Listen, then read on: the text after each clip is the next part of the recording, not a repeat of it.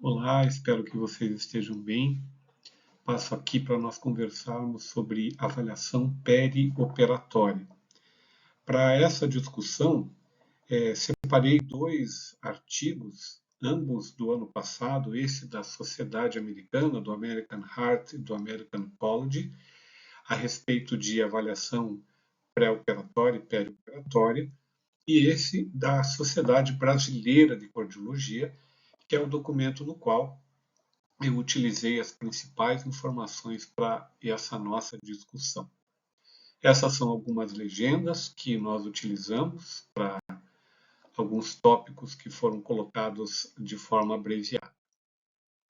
Então, sempre que nós vamos começar uma avaliação perioperatória, nós precisamos estratificar o risco da cirurgia. E essa estratificação de risco é dividida em 5 etapas. A primeira etapa seria identificar condições cardiovasculares graves ou instáveis, determinar o risco intrínseco relacionado ao tipo de cirurgia, avaliar a capacidade funcional. Discutiremos fundamentalmente 3 ferramentas para estimar o risco cardíaco e a avaliação da fragilidade. As condições cardiovasculares graves ou instáveis, elas por si só já configuram o processo de pré-operatório e perioperatório um risco de complicação muito alto. E esse risco é muito alto independente de qual procedimento cirúrgico será adotado. Então, dentro do possível, este é o paciente que precisaria ter prioridade em resolver essa condição, em estabilizar essa condição antes do procedimento cirúrgico. Quais são essas condições? São as listadas nesta tabela, que é da Sociedade Brasileira de Cardiologia. Seria síndrome coronariana aguda, doenças instáveis da aorta torácica, edema agudo dos pulmões, choque cardiogênico, insuficiência cardíaca nas classes funcionais da New York Heart Association 3 ou 4, angina, classe funcional da Sociedade Canadense de Cardiologia 3 ou 4, estenose aórtica ou estenose mitral com sintomas, bradiarritmias ou taquiarritmias consideradas graves, como bloqueio atrioventricular total e ataque cardíaco ventricular, fibrilação atrial de alta resposta ventricular, maior do que 120 batimentos por minuto, hipertensão arterial sistêmica não controlada, quando nós temos uma pressão arterial maior do que 180 por 110 milímetros de mercúrio, ou uma hipertensão arterial pulmonar sintomática.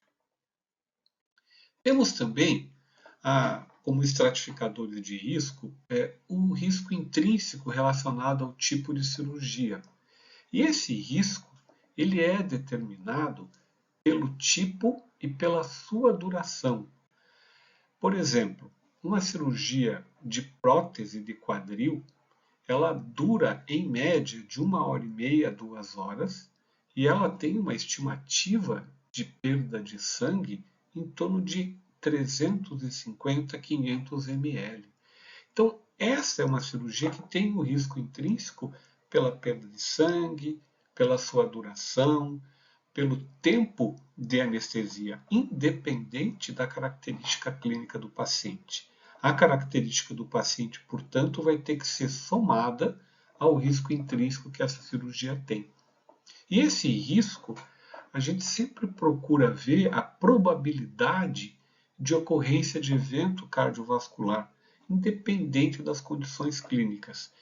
Essa probabilidade também está relacionada à duração e ao estresse hemodinâmico, assim como a perda de sangue e fluidos que vão ocorrer durante a intervenção.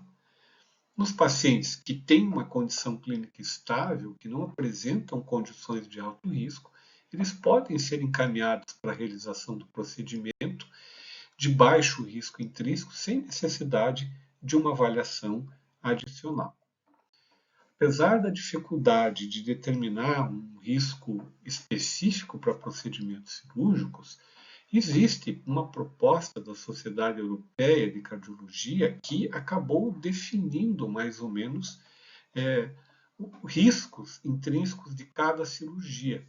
E esse risco ele está relacionado à ocorrência em 30 dias de morte cardiovascular, de infarto agudo do miocárdio e de acidente vascular cerebral.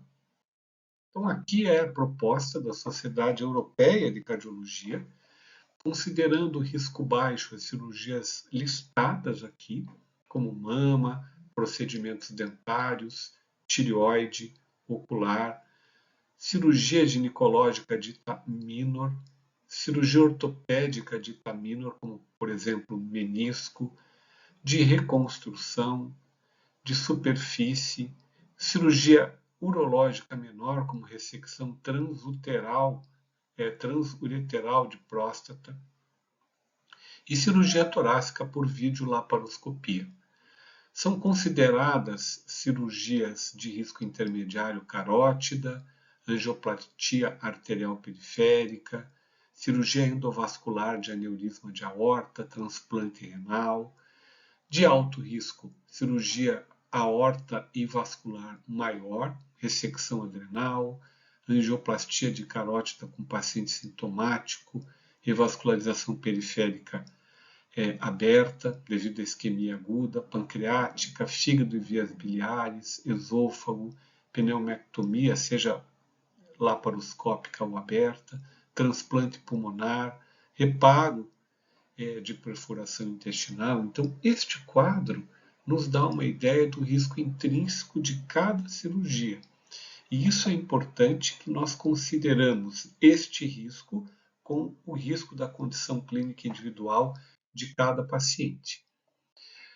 As operações de urgência e emergência estão associadas à maior ocorrência de complicação cardiovascular.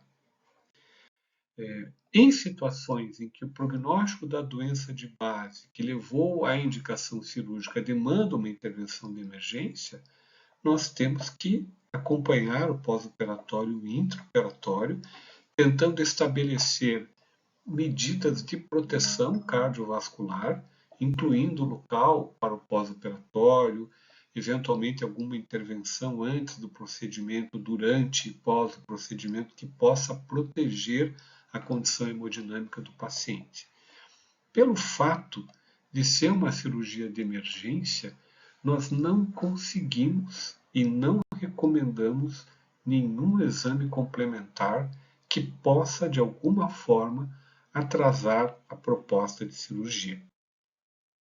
Já nas cirurgias de emergência, habitualmente vai haver tempo hábil para otimizar a terapêutica das doenças cardiovasculares que o paciente possa ter e também poderá haver tempo hábil, se indicado, para a realização de algum exame complementar, como, por exemplo, um ecocardiograma transtorácico.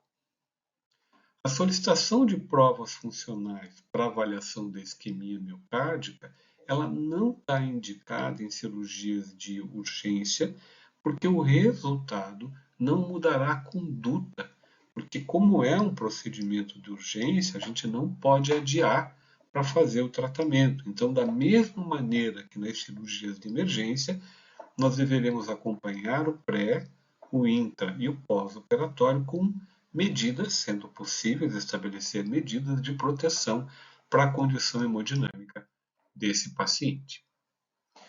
Além disso, nós temos algumas cirurgias que são ditas cirurgias tempo-dependentes. O atraso da realização dessa cirurgia pode causar uma piora no prognóstico da doença de base. Talvez o principal exemplo sejam as cirurgias oncológicas. E aí nós temos que utilizar os princípios do profissionalismo e ter uma discussão multidisciplinar entre a equipe cirúrgica, a equipe médica assistente, eventualmente a equipe de terapia de unidade de terapia intensiva, para a escolha da melhor estratificação individualizada para este paciente. Um outro aspecto na estratificação de risco, um aspecto que está relacionado com o prognóstico, é a avaliação da capacidade funcional.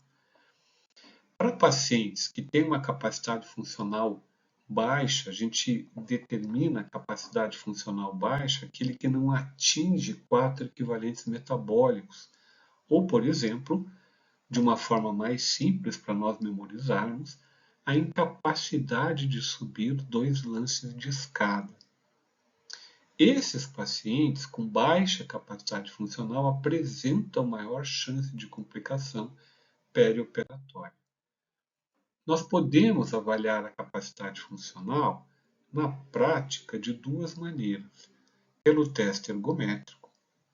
O teste ergométrico consegue avaliar essa capacidade funcional de acordo com o tempo de exercício, com o protocolo que foi colocado, com a avaliação das variáveis hemodinâmicas, então é uma avaliação mais objetiva.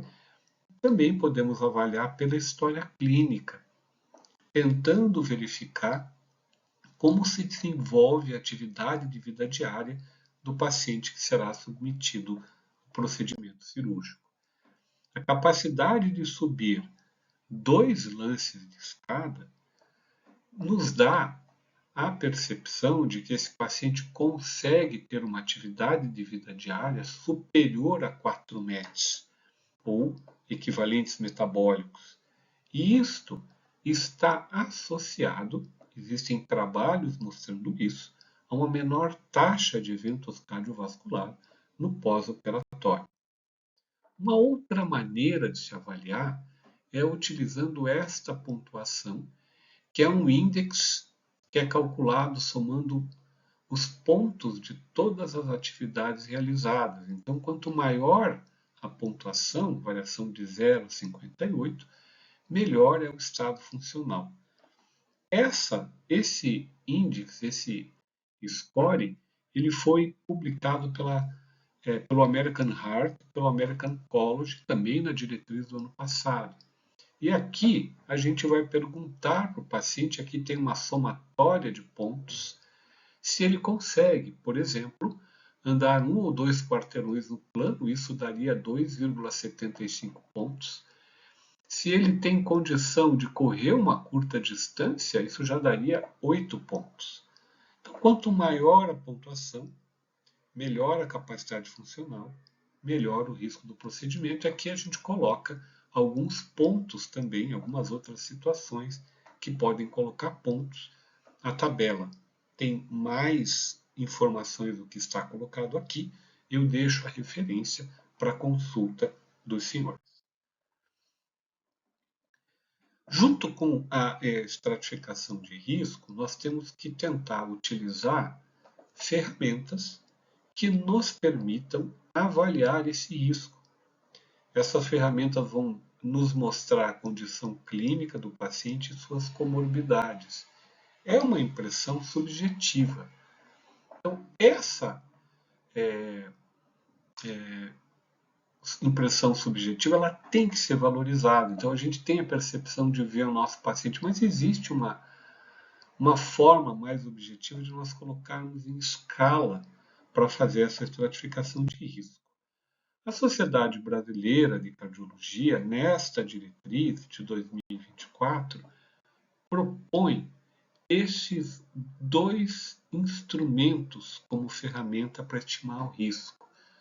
O RCRI, que também é chamado Score DELI, e o AUB-HAS2, que é uma ferramenta para que a gente possa ver histórico de doença cardíaca, como infarto, revascularização miocárdica, insuficiência cardíaca, fibrilação atrial ou valvopatia moderada severa, confirmada pelo ecocardiograma.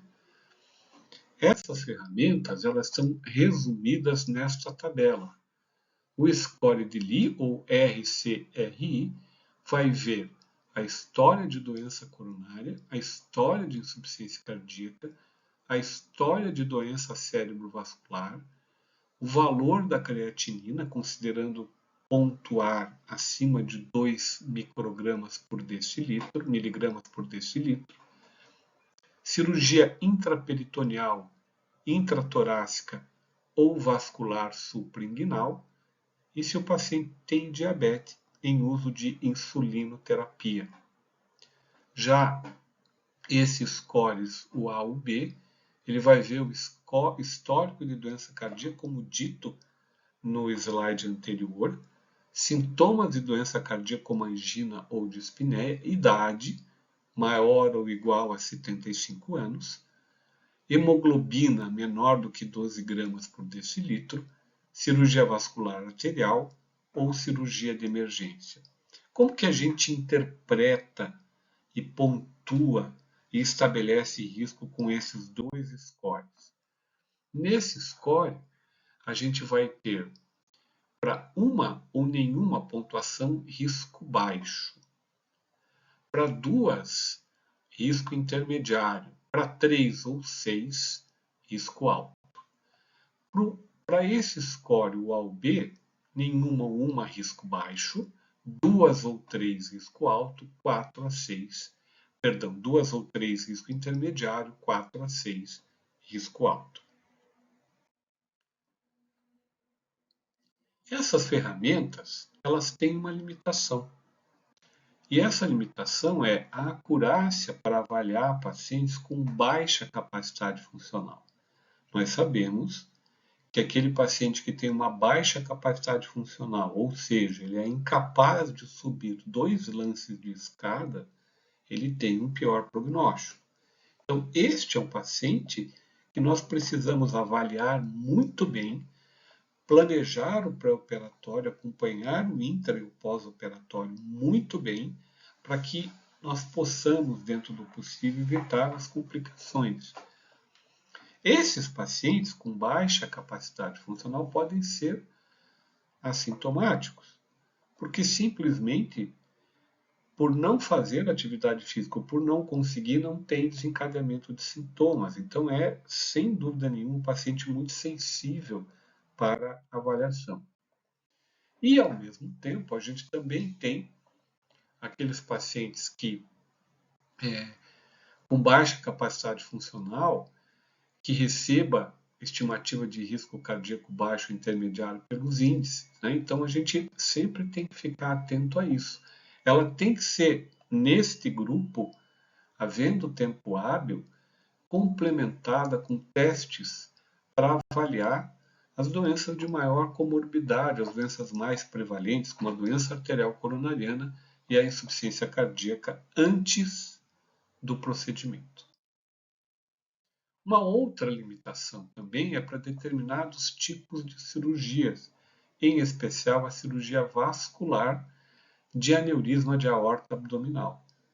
Então, para esse tipo de cirurgia, aquelas duas ferramentas que a Sociedade Brasileira propõe não são tão boas, elas têm limitação, e para isso, essa mesma diretriz acaba propondo a utilização desse score aqui, que é baseado na idade, e a pontuação ocorre de acordo com a faixa etária, pontuando mais quanto maior a faixa etária.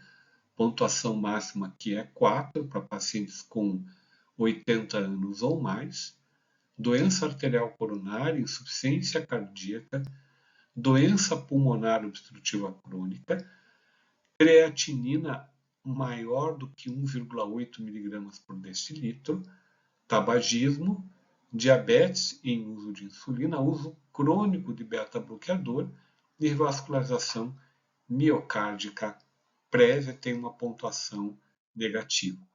Aqui também, conforme o número de pontos, a gente consegue determinar qual é o risco. Até 4 pontos, risco baixo. Até 6 pontos, 5 a 6, risco intermediário. Acima de 6, 7 ou mais pontos, a gente vai ter risco alto. Um outro aspecto importante é a avaliação da fragilidade. A síndrome da fragilidade é uma entidade clínica que tem muitas dimensões e ela habitualmente está relacionada com a idade e é conceitualmente definida como uma redução da reserva fisiológica em diversos sistemas do organismo. Leva a um estado de maior vulnerabilidade, porque o estresse hemodinâmico, mais os agentes estretores envolvidos a um procedimento cirúrgico ou internação hospitalar, podem precipitar complicações. Então, a gente sempre vai ter muito cuidado com mortalidade, internamento em hospital, menor capacidade funcional e pior qualidade de vida nesses pacientes com síndrome da fragilidade. Nós sabemos que a própria doença cardiovascular é uma fragilidade. O fato do paciente precisar ser hospitalizado por eventos agudos vai causar fragilidade. Por exemplo, uma síndrome coronariana aguda, por mais que se faça fisioterapia, na fase aguda é uma fisioterapia mais restrita, vai causar imobilidade, vai limitar a capacidade física desses indivíduos com doença estabelecida. E a fragilidade relacionada à idade também tem uma plausibilidade biológica que vai levar o paciente associado à doença cardiovascular a ter uma condição maior de fragilidade, ou portanto, maior de cuidados. Né? Então, é uma via bidirecional. A fragilidade ela está relacionada com alterações fisiológicas e funcionais. Nós vamos ter inflamação crônica, então, quando medimos, por exemplo, a inflamação por proteína C reativa, ela é persistentemente alta, sem uma explicação clínica de inflamação visível ou de infecção. Podemos ter disfunção endotelial, podemos ter desautonomia, podemos ter ativação do sistema renina-angiotensina-aldosterona e estresse oxidativo. Todas essas condições, além de determinarem a síndrome da fragilidade, aumentam o risco cardiovascular. Portanto, isso é uma via bidirecional, é uma via de duas vias. Nós podemos avaliar a fragilidade também no sentido físico, cognitivo, psicossocial e nutricional. Então, não é apenas com alterações de laboratório, né, ou com alterações por doença que indique algum internamento, mas também por condição de fragilidade física, cognitiva ou nutricional. Aqui, alguns scores, algumas ferramentas que existem para avaliar a fragilidade. Então, eu só coloco aqui a título de exemplo. As ferramentas são mais complexas do que está colocado aqui, para que possam pesquisar com calma cada uma dessas ferramentas e aplicá-las. Não existe uma ferramenta preferida, todas elas têm o seu valor, então é uma questão da escolha de cada um de nós qual ferramenta de fragilidade aplicar. Aqui a gente tem, já quase finalizando, um quadro sumarizando a indicação de exames cardíacos no pré-operatório. Então, o eletrocardiograma, ele pode ser indicado quando a gente tem na história, no exame físico, sugestão de doença cardiovascular, principalmente para operações com risco intrínseco intermediário ou alto, ou paciente de risco intermediário ou alto pelo score de Lee ou AUB, ou diabetes mellitus, ou uma classe um pouco menor para pacientes com mais de 40 anos e obesos. O ecocardiograma para insuficiência cardíaca conhecida ou suspeita, doença vascular conhecida ou suspeita, transplante hepático, prótese valvar intracardíaca com sintomas ou prótese valvar intracardíaca sem sintomas. Provas funcionais, cintilografia, teste ergométrico, quando o paciente tem baixa capacidade funcional e risco intermediário ou alto, havendo tempo hábil para avaliação. E sino e angiocoronariografia para pacientes com síndrome coronariana aguda de alto risco, isquemia extensa em prova funcional. Esse é um resumo de tudo que nós falamos. Aqui nós temos, nessa parte da tabela, os dois scores, o score de Lee e o AUB, e aqui o score VSG para doença vascular. Se o paciente tem uma cirurgia de emergência ou de urgência, ele vai para a cirurgia e nós vamos estabelecer estratégias de cardioproteção. Se ele tem uma condição cardiovascular grave, instável, a gente precisa ver se é possível adiar o procedimento e tentar estabilizar a doença antes da cirurgia. Se ele não tem, nós vamos estratificar o risco do paciente, aplicar o índice cardiovascular pré-operatório, um desses dois, usando preferencialmente o score de Lee ou o AUB, e se for cirurgia vascular arterial, o VSG. De acordo com esses scores, a gente vai estabelecer o risco baixo, intermediário ou alto, aqui o risco para os 3 scores. Se for o risco baixo, operar imediatamente. Se for o risco intermediário ou alto e cirurgia de risco intermediário ou alto, a gente vai fazer troponina basal e avaliar eletrocardiograma e otimizar a farmacoproteção. Se for necessário monitorização clínica no primeiro e segundo pós-operatório e eletrocardiograma no primeiro e segundo pós-operatório. Esse é um esquema inicial. Espero que eu tenha conseguido transmitir alguma informação para vocês. Existe também dentro da avaliação pré-operatória manejo de medicamentos. Isso fica para uma nova conversa. Logo a gente manda o vídeo com essas informações. Muito obrigado pela atenção de vocês.